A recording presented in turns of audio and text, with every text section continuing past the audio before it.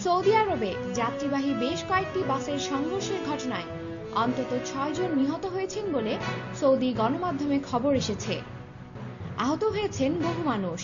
হতাহত লোকজনের মধ্যে বাংলাদেশিরা থাকতে পারেন বলে আশঙ্কা করা হচ্ছে।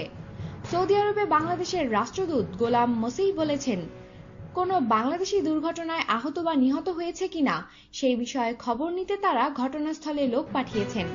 তিনি বলেন, শুনেছি কয়েকটি বাস দুর্ঘটনায় পতিত হয়েছে। রিয়াদ থেকে কয়েকশো কিলোমিটার দূরে একটি মহাসড়কে ৪-৫টি বাস দুর্ঘটনা ঘটেছে। আমরা লোক পাঠিয়েছি বাংলাদেশিরা কেউ আছে কিনা সেটা খবর নিতে। তবে এলাকাটি বেশ অনেকটা দূরে হওয়াতে খবর জানতে বেশ কয়েক ঘন্টা সময় লেগে যাবে বলে জানান মসিহ। মদিনা কাশিম মহাসড়কে দুর্ঘটনাটি ঘটে সৌদি আরব সময় শুক্রবার রাতে।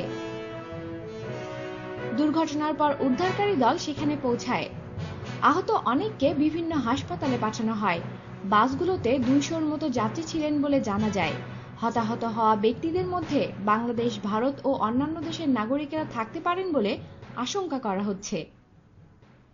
দেশ বিদেশের খবর জানতে আমাদের সাথেই থাকুন আর সাবস্ক্রাইব করুন।